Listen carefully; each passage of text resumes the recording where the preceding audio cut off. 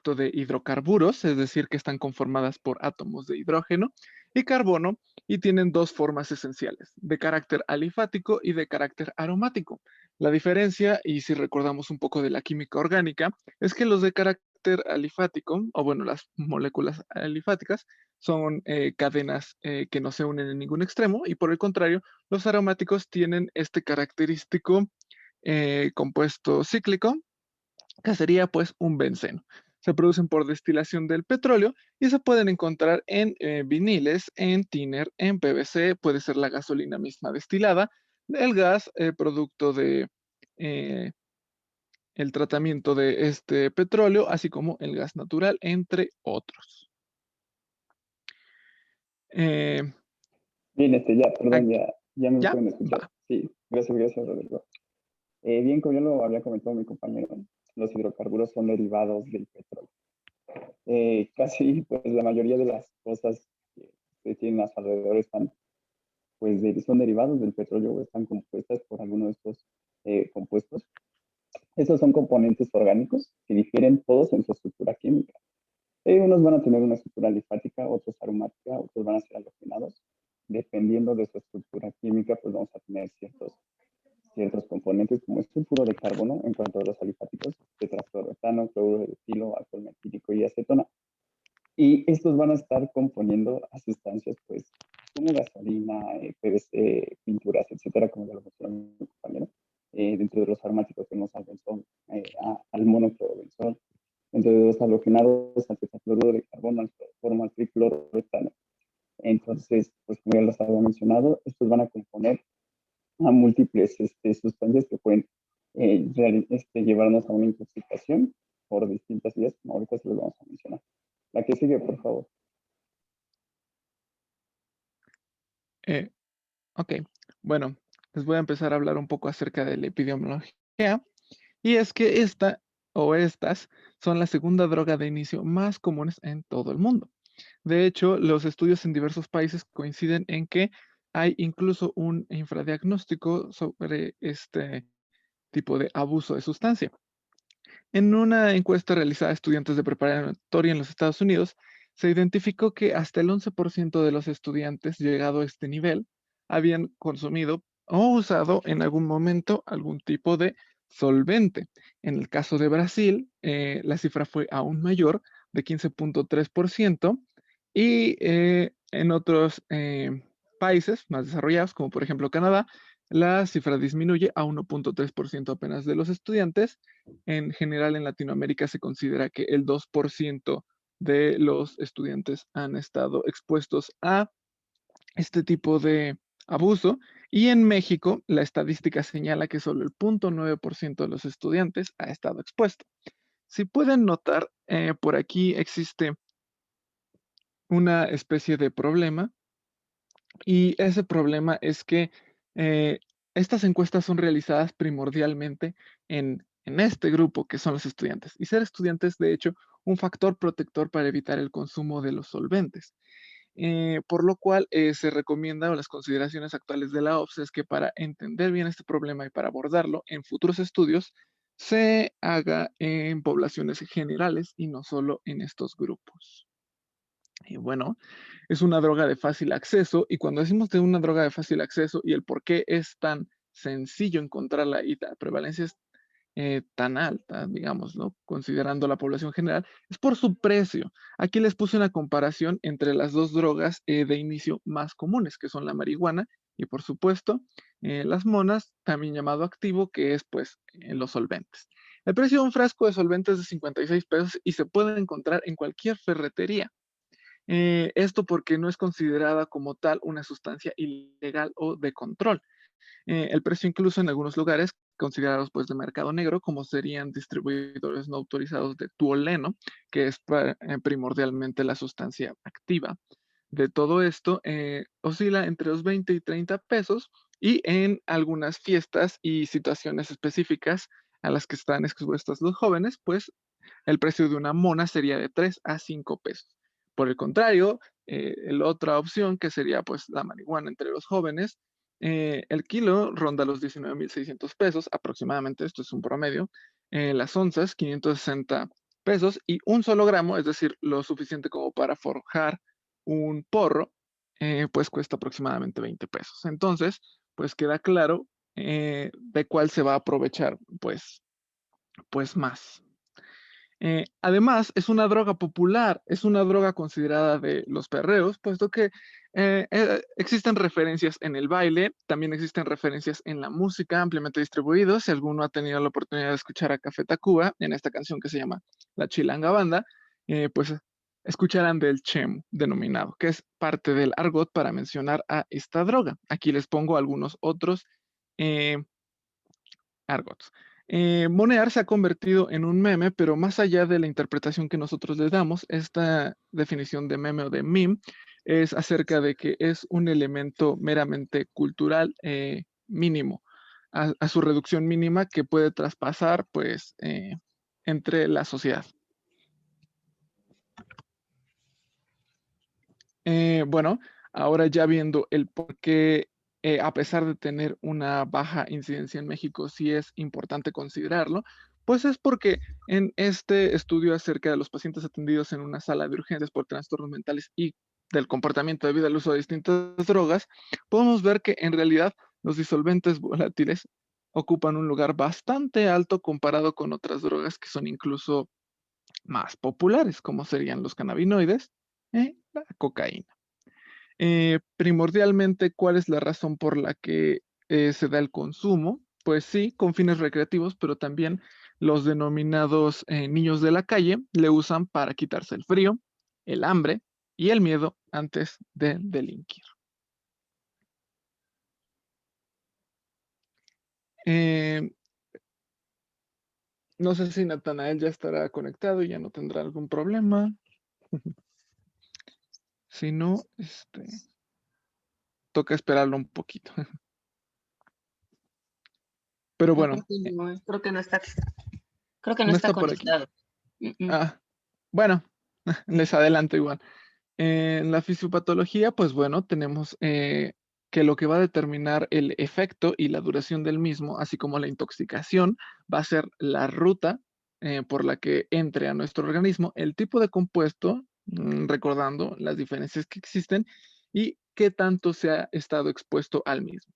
Aunque primordialmente aquí les vamos a hablar del abuso por inhalantes, también es pues lógico pensar en que todos aquellos trabajadores de la industria petroquímica están expuestos a el contacto crónico con alguno de estos solventes, por lo cual no sería raro encontrar alguna manifestación de toxicidad en ellos mismos.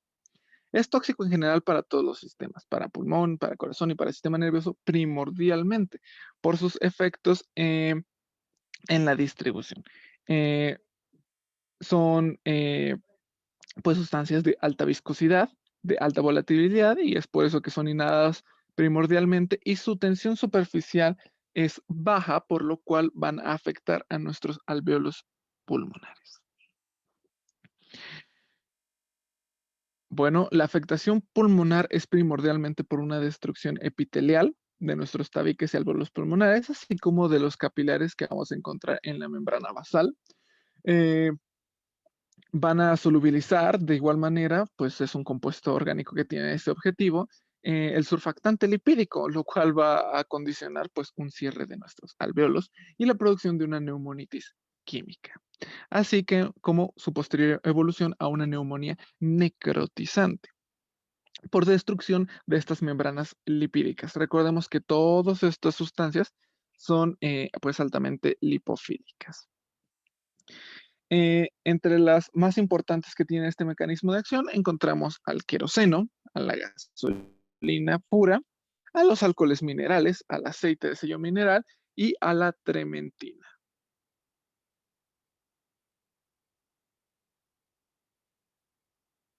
Está teniendo algunos problemas más, pero pues acá lo cubrimos. Eh, ay, bueno. A nivel del sistema nervioso, pues causa un daño, pues se une a la membrana neuronal y esta unión a la membrana neuronal causa una alteración en los receptores de MDA y de GABA, como ya pues habíamos revisado un poco antes en el caso de las metanfetaminas. Es parecido en ese sentido a lo que nos mencionó Beto ayer. Ocasiona, por ende, una depresión del sistema nervioso central y pues afectación principalmente de los centros respiratorios. ¿Por qué?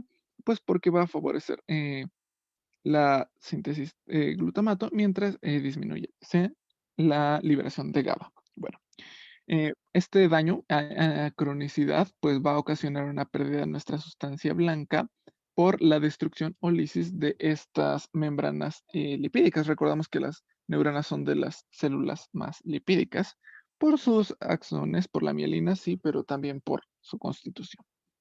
Y esto va a llevarnos a la denominada leucoencefalopatía tóxica, de la cual podemos ver pues aquí una imagen, que va a condicionar una destrucción y una disminución de nuestros neuronas. Y este es el mecanismo por el que van a actuar los hidrocarburos terpenémicos policíclicos, pues es decir, los bencenos, el isopropanol y algunos jabones.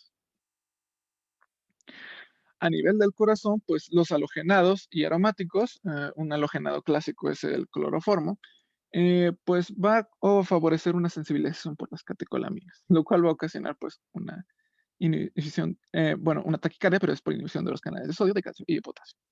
Favorece la aparición de arritmias si es que ya se tenía propensión o si es que se tenía alguna previamente y la puede ocasionar pues la muerte súbita en una inhalación si es que se tiene pues mala suerte. Otros efectos, pues la irritación de la mucosa gastrointestinal, esto sobre todo si es ingerido, la hepatotoxicidad, porque sabemos que va a ser metabolizado a este nivel, una irritación dérmica o quemaduras, de hecho, más adelante veremos un signo característico de la inhalación de solventes, y la hemólisis, primordialmente en aquellas personas que tengan una alteración de la enzima glucosa 6-fosfato deshidrogenasa. Y bueno, les voy a mostrar una droga hasta ahora que pues les habíamos hablado de unos solventes que no son tan glamurosos, pero este sí que lo es. Y esto es la familia de los nitritos. Estos se comportan de una manera diferente y quizás ya la pueden imaginar. El más característico de los nitritos y el que inició todo es el nitrito de amil. Son denominados en el argot poppers y fueron utilizados por primera vez en 1867 por Thomas Luther Burton para tratar la angina de pecho. Esto se relaciona íntimamente con el papel que ocupa el óxido nítrico a nivel de la relajación del músculo liso. Eh, em, Aquí podríamos ver la fisiología normal, característica, y bueno, digamos que aquí en donde entraría nuestro nitrito es a nivel pues del ácido nítrico, aumentar la actividad de guanidina ciclasa, de GMP cíclico y por ende pues la dilatación de nuestras venas primordialmente. Aquí les puse una frase que pues, puede causar algo de, bueno, que puede llamar su atención y es que era denominada la droga gay. Pero aquí les puse dos paréntesis, bueno, lo puse entre comillas, porque no es una droga y ya hoy día no es de uso exclusivo por la comunidad gay. ¿Por qué no es una droga? Porque sus efectos no son como tal a nivel del sistema nervioso central, sino que son principalmente por efecto vasodilatador. Y esto fue descrito primordialmente o su popularidad se alcanzó hacia finales de los 70 gracias a la revista Time y al Washington Post, que lo asociaron o bueno, lo describieron como una droga o una sustancia que podía ser empleada para el mayor placer y desempeño sexual. Actúa en segundos y su efecto es rápido, desaparece en apenas 5 minutos. ¿Y de qué manera va a ocasionar su toxicidad o por qué nos preocupa que haga esta dilatación? Bueno, acá les traigo un eritrocito típico y característico con algunas de sus rutas metabólicas más importantes. Y si se pueden fijar específicamente en esta parte, tenemos una hemoglobina ferrosa y por acá una metahemoglobina o hemoglobina férrica. Lo que sucede es que cuando existe presencia de reactantes de oxígeno, eh, también nuestro peróxido de hidrógeno, eh, se da una oxidación de esta hemoglobina, volviéndola muchísimo más afín por el oxígeno y dificultando su liberación a nivel tisular. ¿Y qué sucede? Pues el óxido nítrico es efectivamente un reactante de oxígeno y esto va a favorecer la oxidación de esta hemoglobina. Y es aquí donde tendremos nuestros efectos tóxicos, puesto que se generarán mayores cantidades de metahemoglobina. Pongan atención a esta parte donde está la glucosa 6-fosfato deshidrogenasa, que en un momento más les mencionaré cuando hablemos del tratamiento, y al azul de metileno. Bueno, ¿qué produce o cuáles son sus efectos al alcanzar esta vasodilatación? Pues primordialmente es descrito como excitación, un incremento en la libido de las personas en cuestión de segundos, una vasodilatación a todos los niveles y una relajación de los esfínteres y de todos los músculos lisos. Una hipotensión que es seguida de una taquicardia refleja y un mayor incremento de la perfusión cerebral que da la sensación de euforia. Estos serían básicamente los, las características fisiopatológicas de esta droga en específico y también de todos los nitritos, como sería el nitrito de butilo, isopropil y propil.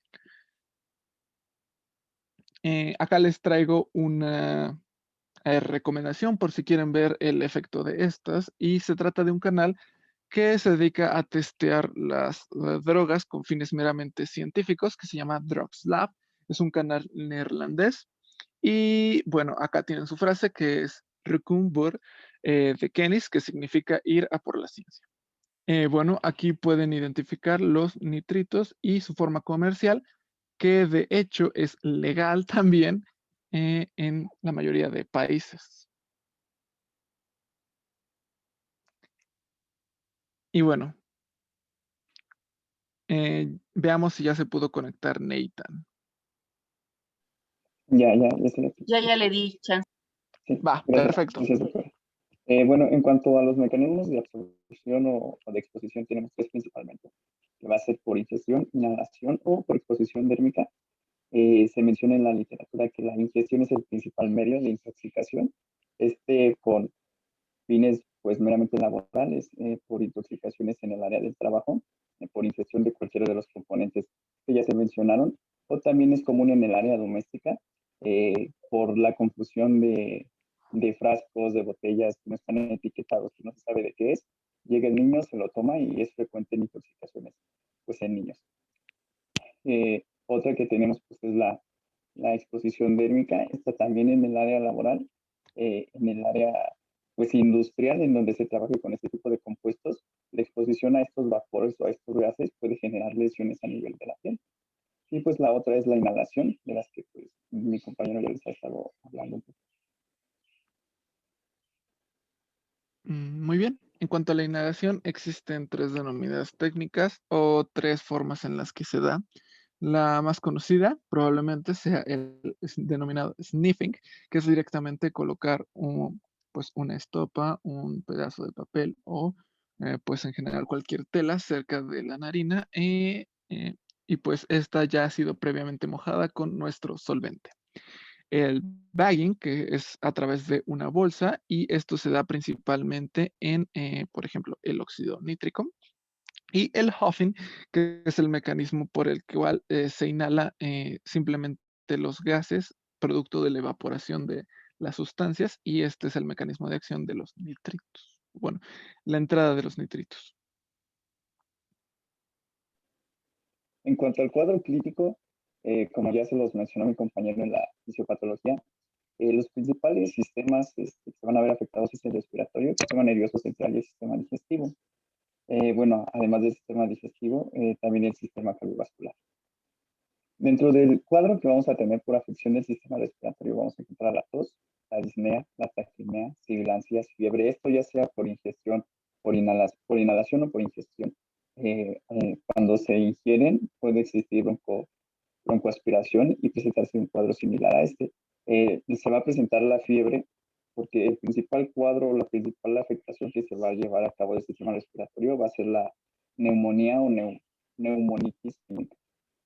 A nivel del sistema nervioso central va a predominar la depresión de este, como igual ya se los habrá mencionado mi compañero, debido a a la inhibición de los receptores de GABA y de NMDA, vamos a tener también una euforia. Tenemos dos vías: euforia o depresión del sistema nervioso central, dependiendo de la sustancia que se esté ingiriendo y dependiendo del mecanismo que se lleve a cabo sobre los dos receptores. Mareos, alucinaciones, la posparculiante, convulsiones o pueden llegar hasta el estado de coma. Igual puede haber afectación de los centros respiratorios a nivel del sistema nervioso central y esto puede llevar pues hasta la muerte. A nivel del sistema digestivo, los vómitos, dolor abdominal, anorexia y hepatopatía. Estos compuestos son muy solubles, son muy liposolubles. Entonces, se van a depositar, se pueden depositar también en tejido adiposo y en el hígado, en donde se lleva pues el metabolismo de este tipo de compuestos y pues generar daño. El siguiente, por favor. Y a nivel cardiovascular, como ya se los habrá mencionado mi compañero, se pueden presentar arritmias principalmente, debido a la sensibilidad que generan estas sustancias del corazón hacia las catecolaminas. Se puede presentar secundarias a un esfuerzo físico, o llegaba a mencionar la literatura que después de la masturbación, después de que se ingieren este tipo de sustancias. Y igual, como se los habrán mencionado, afectan a todos los sistemas. Ya les mencioné el respiratorio, cardiovascular o cardíaco, pues, principalmente las arritmias ventriculares, como pueden ser la taquicardia ventricular o la fibrilación ventricular, a nivel del sistema nervioso también. A nivel del sistema nervioso periférico también van a tener afectación. Va a ser una afectación menor o menos común. La principal es a nivel del sistema nervioso central. Pero a nivel del sistema nervioso periférico se puede presentar pues parestesias, entumecimiento, afectación de estas raíces nerviosas. A nivel renal también, y metabólico, puede existir rabdomiólisis y pues esto genera una lesión renal también. A nivel hematológico puede existir anemia, igual como ya se los había mencionado en la fisiopatología, se puede presentar hemólisis, entonces esto puede generar anemia y puede generar también, puede presentar letargo y disnea secundaria a la presentación de la anemia. Y a nivel pues dermatológico, a nivel de la piel, las lesiones pueden ser eritema, pápulas, vesículas, erupciones, celulitis o quemaduras químicas secundarias a la exposición a estos aerosoles. La que sigue, por favor. Aquí, pues, este es un cuadrito en donde nos habla de la manifestación o de la afectación y los componentes o sustancias que las presentan o que las generan. Si se pueden dar cuenta a nivel del sistema nervioso central, cardiovascular y pulmonar, que son los tres sistemas que más se ven afectados, pues estos se van a ver afectados por todos los grupos de hidrocarburos que vamos a tener. Y ya de ahí en fuera, pues, tenemos algunas presentaciones más específicas de cada grupo. ¿Cómo sería el edema pulmonar, la metemoglobinemia y también la leucoencefalopatía, esta disminución de la sustancia blanca a nivel del sistema nervioso central, que va a generar una secundaria disminución de la masa cerebral, principalmente por los toluenos, la mieloneuropatía por óxido nitroso, la hepatotoxicidad, la afectación del sistema nervioso central, periférico, y pues de nuevo hipocalemia, hematuria, albuminolia, alquira debido a los toluenos. La que sigue, por favor. Y bien, acá les comparto unas señales orientadoras para el diagnóstico del consumo de cualquier tipo de droga, que podríamos estar atentos a cualquiera que pues esté en nuestro entorno, porque recordemos que este tipo de situaciones no son muy ajenas.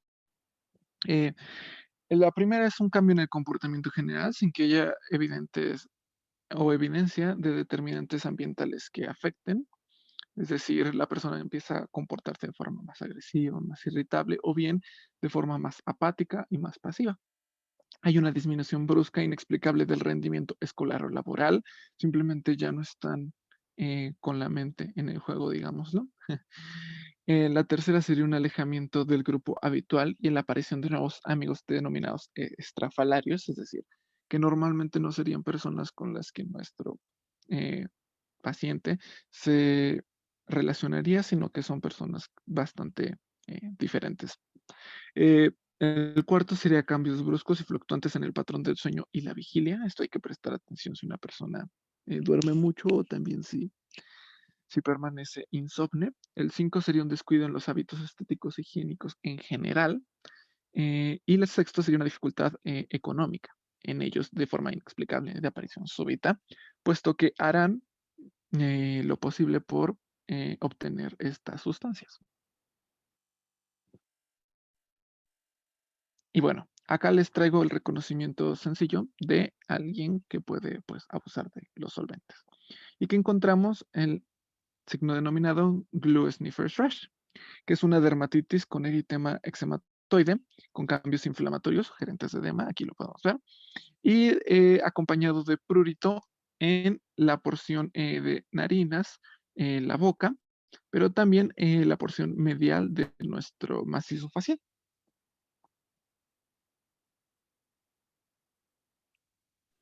Bien, en cuanto al diagnóstico, este va a estar basado en la historia, en los antecedentes de pues, el consumo de alguna de estas sustancias, ya sea por fin recreativo, la exposición laboral o la exposición doméstica también.